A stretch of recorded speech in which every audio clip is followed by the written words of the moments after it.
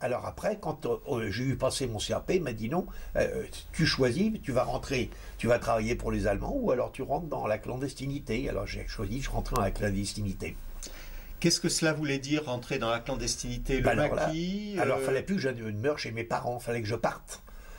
Alors, là, on avait une planque, celle qui m'a dit, bah, tu vas demeurer là. C'était rue Bleue, dans le 10e arrondissement. C'était pas loin de chez moi, mais c'était quand même... moi, j'étais près du 3e, la rue Bleue était dans le nord du 10e, j'étais assez loin de chez moi. Moi je ne pouvais pas rencontrer des gens de l'immeuble, etc. C'était plus du tout le même quartier. Et puis, là, on avait c'était une chambre de bonne qu'on avait. Hein. On était 3 là-dedans. 3 clandestins.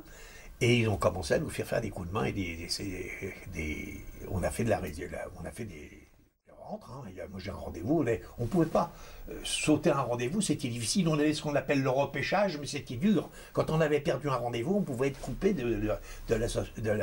Comme on n'avait pas pignon sur rue, hein, tout ça c'était clandestin. Le repêchage, c'était le lendemain, même heure, même lieu?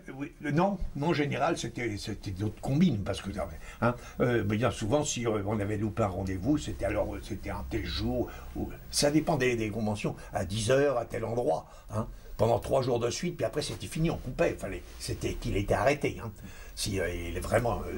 alors, bon,